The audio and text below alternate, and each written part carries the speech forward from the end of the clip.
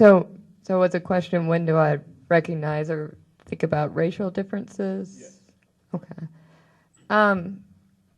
I guess that's a little bit hard for me to answer because I've ended up a lot of my studies about race, so I'm going to guess I might think about it more than maybe other whites do. So again, just from the experience of talking though to students in my classes, my impression when I talk to white students is that they think about race when they're in a situation that they're the numerical minority, which doesn't happen very often. Some folks will mention like going to a restaurant, like an Asian restaurant, something along those lines, or also situations where they think about race when they're talking about it in class. And so I get that comment a lot. But I also have done, trying to sort of just reflect on this, interviews with adult white Southerners who, the same pattern when I ask folks about when do you think about race, the majority would say not very often, that it's not something they think about or that really crosses their mind very much. So my assumption would be that a lot of whites, when they're watching television, and this is just an assumption I'm making off of kind of this anecdotal evidence, is that I doubt that most whites notice the composition of tables and the restaurant commercials and things like that. I think I tune into it just because this is, sort of what I teach about, but I'm going to guess that that's probably not something that's very much in the consciousness of everyday whites.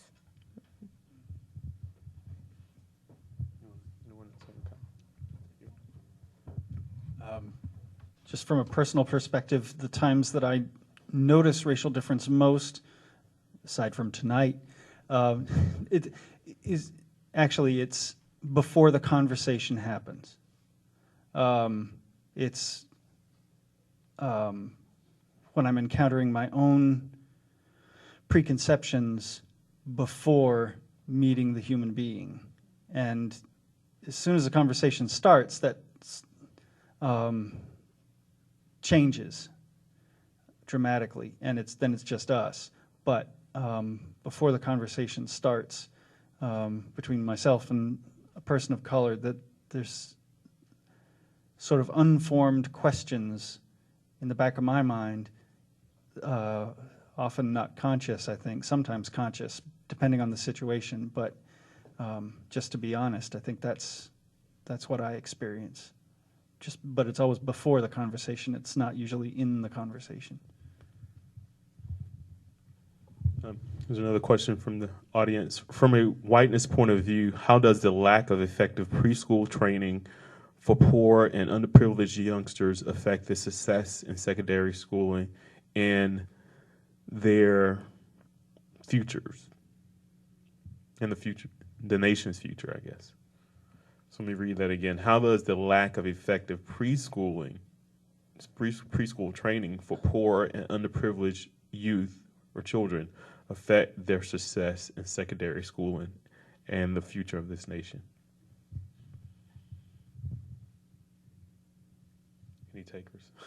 Well, I don't want to dominate here. Lack of satisfactory, early education for any kid is a setback, and I think, unfortunately, some communities suffer from that more than others. But and that probably is related. I mean, the proportionality of resources available to certain communities, unfortunately, is often got racial correlations. But it's definitely a setback, no matter what your color. And I was going to say something else about that. But there's also the historic momentum behind a lot of this separateness and disproportionality that has yet to be overcome. And that's, to me, the sad part from a race relations point of view is we still have not made up for the disproportionate under support or support for one community and another. Thank you. This question is for Professor Rodriguez. Are there any groups that are currently striving to become more white as they become more American?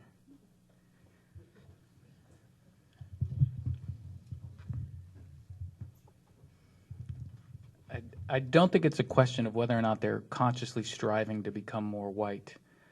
I think that given the idea that whiteness is normative, that whiteness has come to be defined by a series of tastes. It's a taste culture. And I was thinking of using myself as an example. You know, in my bio at the beginning, it mentions golf and snowboarding. And I don't think it gets much whiter than golf and snowboarding, right? And that has nothing to do with you know, me aspiring to join whiteness as a class. Yet those markers, we understand them as being white, right? And a lot of those markers are connected to economic prosperity and economic well-being, which is what most immigrants want. So as you move up the ladder, as you become more Americanized and more affluent, the range of choices to express whiteness come to dominate. You move to the suburbs, right? You become a nuclear family. You immerse yourself in traditional educational schools rather than, say, Jewish school or, you know, German language school, right? You go to the same schools that all the peers go to, and you become another sort of white bread Latino, I guess, for lack of a better explanation. And again, it's not a conscious process, but it is one that has a series of benefits. I had a friend in grad school, Wayne Marshall, Jewish kid from Miami, who would accuse me of being whiter than he was, because I snowboarded, because I played golf, because my language skills were better than his, because I had the advantage of going to an English-speaking school from the time I was in preschool. So my English is perfect. My Spanish, now, sadly, not so much. But you know, originally I had both of those language skills. But the fact that I didn't speak broken language or broken English, the fact that I was of a certain stature, of a certain skin color, right, and then I had this taste culture that smacked of white, you know, allows me to check that Hispanic non-white box. No, the Hispanic box, not the Hispanic non-white box. But as I think Ashley's work alludes to, were I in Texas, I would find it much more difficult, right, to check the Hispanic box as opposed to the Hispanic non-white box, because my skin color would be more remarkable in Texas, right? And those taste cultures would be very different. I would be much more aware of trying to express a connection to a Hispanic community in a way that I'm kind of completely divorced of that in Lynchburg, Virginia, you know, at Randolph College, right, sort of immersed in this liberal educational bastion that caters overwhelmingly to affluent white middle class and upper middle class kids, right? I hope I answered that question. We are committed to beginning to wrap up in a couple of minutes and finishing no later than 8:30. So with that in mind, we'll whip through the next few questions and hope that maybe we will give rise to some more opportunities for conversation and instead of easy answers, of which there are none. Which one was I doing next? I'll do this one. What will whiteness mean when soon the majority of Americans are multiracial? Will we celebrate then our cultural diversity? Anyone want to take that one? Any takers? I'll start here. I'll make someone. Well, we can leave it as a question. We don't have to answer that. No, that's true. Well, I'm not very good at predicting the future. I was just going to say I hope so. I mean, it's just got kind of boring. I'm looking forward to seeing what happens in the next generations as America becomes more multicultural, more less homogenous. I grew up in Northern Virginia, and when I grew up there, I went to an integrated school which had about 5 black kids, and everybody else was white, suburban, middle class.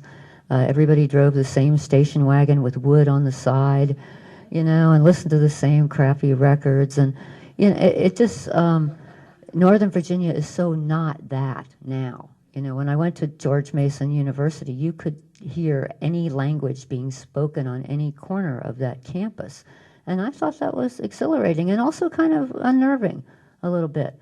But, you go up to Arlington now, is nothing like it was when I grew up. And I wonder if that is the future of our country, over time. Maybe so, If so, it's become a place where people have less consciousness of ethnic diversity because it's in their face all day long, and there's not this black and white division because there are people from all over the world. And up there, your issue is access to power through employment and through, language ability and, your mobility in a very affluent society. But it's not the way it has been over the last 50 years in more rural places within America. It's like there are different grades of assimilation throughout the country, and I'm just interested to see what happens over time. My only thought on that is what it's going to be like. It'll be okay. It's and if folks who look like me do the work of accommodating themselves to believing it'll be okay, because what I think part of what we experience in this society is the anxiety brought about by the demographic shifts, and that. And the uncertainty, oh my God, what's that going to do to the structure of power and the meaning of privilege and the possibilities for, it's like, well, wait a minute, I thought the social contract was because I'm white, I'm in a position of privilege, and what if that's not true anymore? Talk about anxiety. So, I mean, but it'll be okay. I'm going to use that response to segue into the next question, which deals with integration in churches. Leslie wanted me to share a little bit about my my dissertation topic, which is on the integration of the Episcopal Diocese of Southwestern Virginia, and what happened with that was the bishop at the time insisted on integration and folded small black churches into larger white churches. And there was the invitation to come and be like us. And not explicit, but implicit. That's what's implied in that folding in together, because there still exists the imbalance of power. And what happens is that the segregation continues within the integrated institution. Whereas a contrasting study of neighboring dioceses in the surrounding areas might illustrate that the less, I would say, right-minded bishops allowed segregation to continue, and today, the unintended consequence is that the diocese that integrated in the 1950s and 1960s has a very small African-American population today. The dioceses that did not integrate, that remained segregated, have healthy African-American and white populations today.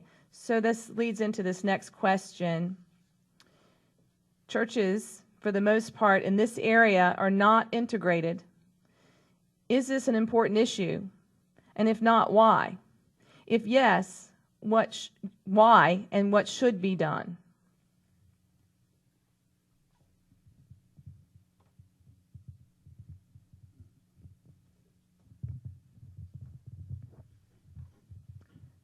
This is actually probably not the question I should answer because I don't know a whole lot about religion, but it just made me think, though, that in some of the interviews I did with white and black Southerners, I just recall several African American respondents who talked about not wanting churches to integrate and appreciating and enjoying their uniquely African American church. So, and that just kind of got me thinking about the idea of yes, we're all one people, but I also think that that there's I don't know how to articulate this well, but people also have groups have unique features that make them special as well. So I don't know if blending everyone into a like homogenous future of like the sort of melting pot idea is always the right answer. That there's a way for there to be a balance there. Anyone else? Oh, all right. I suppose being a minister, I should answer this one. I think it is important, but I think we're, the world of religion is pulled in many different directions around the issue of race, and I think that on the one hand, I mean, there are some folks that cleave to their church for a sense of social identity, as opposed to those who associate with a particular congregation for a sense of good spiritual fit.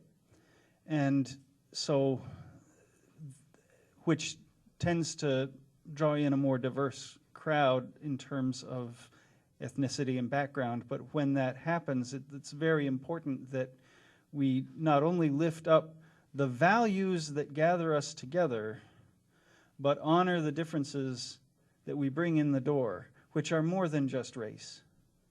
The life experiences that shape each of us are unique and different, and we all bring something unique and individual to the table and into the community, and it's in community where the values or the way that we live out our values is tested and given greater power. So I think that there's so many sides to that question, and we're still working on trying to get that right. Thank you. Here's a question, and it's fairly long, so I'm trying to get it all out. In education, the federal government requires schools to report data in subgroups, white, African American, economically disadvantaged, etc. Across the nation, African American students are performing far below white students. How important is it for educators to continue these discussions, especially since all of our youth are our future? Performance of all students. So how important is that? And then does anyone have suggestions about how to have these discussions in a profession that is led predominantly by white people who may not see this as important?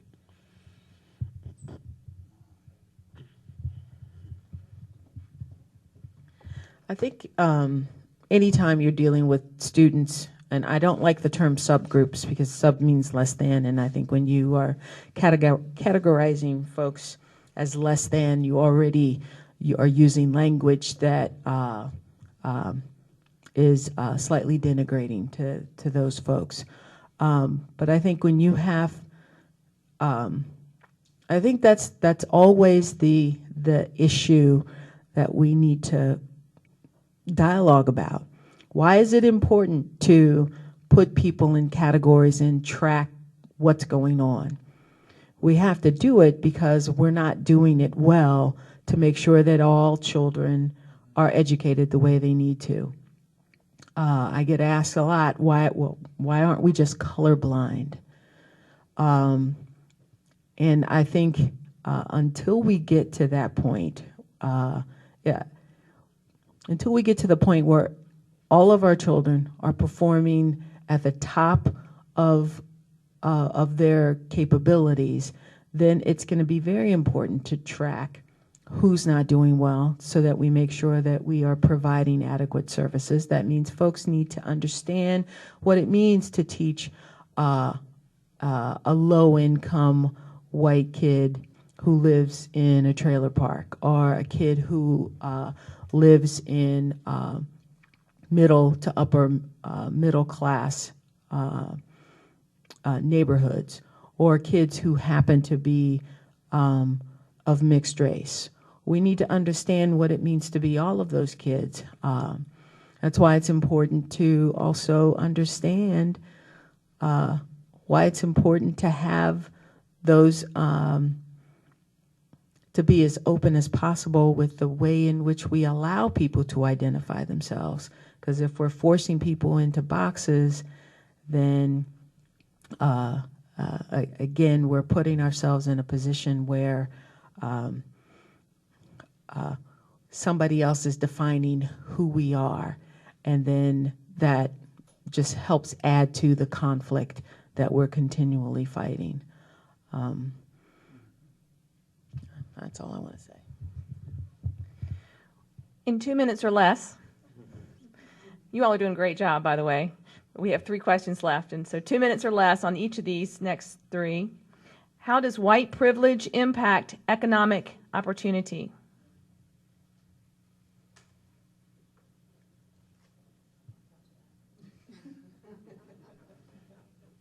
We can leave it as a question unless somebody's leaping at the microphone. How does white privilege impact economic opportunity? Say I'll touch it. I think it kind of goes without saying that if you're white, or if you have been moving in white circles, as I kind of have, I identify as American Indian, but nothing precludes me from accessing the structures of power that white people have access to. And I have to be aware of that because I come from a group of people who didn't have access to public education until 1962 in Amherst County. So had I grown up there then, I would not have been able to have a graduate education. I would not be getting a PhD. It wouldn't be on my radar. And when we took our elders down to institutions of higher learning, they cried because they realized that their grandkids have access to this whole world that was denied to them. So to say, you know, whiteness is access to economic opportunity, it is. You know, there are still people who make things easier for you if they perceive that you are within their group. It's easier to get a mortgage. It's easier to learn the English language. It's easier to come up through that whole system that is designed to create civic competence in American society, and which was designed for American school children who were perceived to be white. You know, up until very recently, the stories were written for white kids about white people.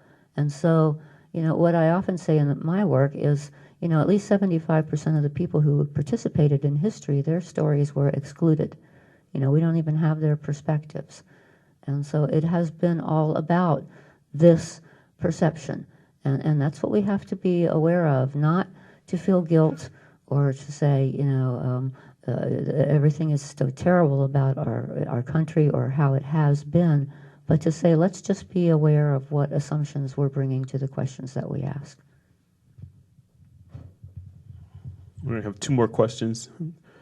Does the existence of race-identified institutions such as BET or the NAACP prevent us from moving forward towards seeing past race? I know Leslie started out with we first must take account of race. I don't know if we can see past it, but does anyone want to touch on that question?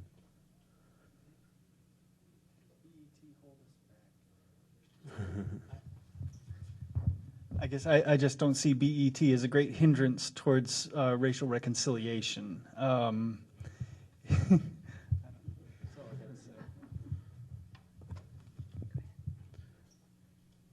All right, the final question is, I don't think the elephant will ever disappear. It may grow smaller or take on different shapes or even, at some point, different colors. That said, how can we break down barriers while building unity?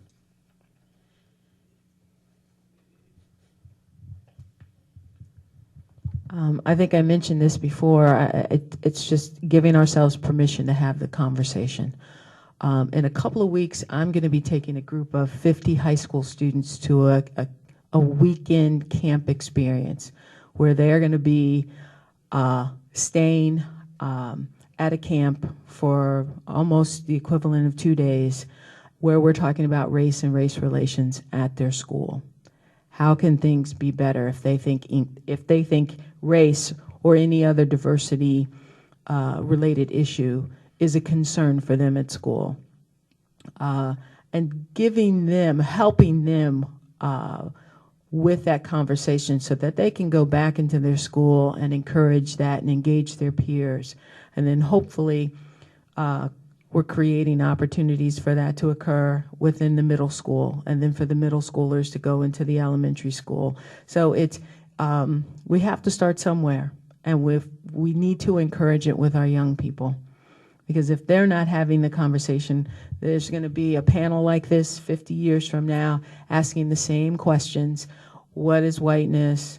Blah, blah, blah, blah. What are we going to do about it? And we got to do it. Just occurs to me, you say 50 years from now, but it occurs to me, I doubt that a panel like this could have been assembled 50 years ago in Lynchburg. So I'm just saying.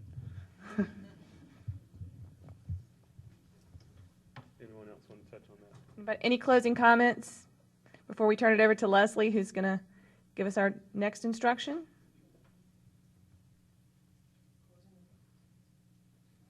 I just want to plug the Dialogue on Race in the city of Charlottesville. There's a pamphlet back there that gives you a highlight on some of the things that we've done over the past year. We've been in place since 2009. Thank you. We've been in place since 2009. We sort of started to take our cues from what Lynchburg started, and we've been very, very fortunate, very blessed to have the financial resources to do a lot of things that Charlottesville needs to have happen because of its history. Like I said, I grew up in Cincinnati. I didn't know anything about massive resistance until I came to this state, and my head was blown off with the things that I learned about that happened in Virginia, and then even more when I learned about what happened in Charlottesville. So we're trying to work on those things. So please take a brochure.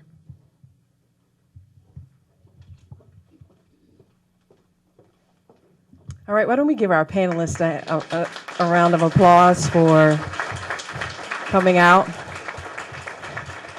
And thank you for coming tonight to this wonderful conversation. It started with an idea. We talked about it. I've had conversations in small groups over dinner with other people, and it finally came to fruition.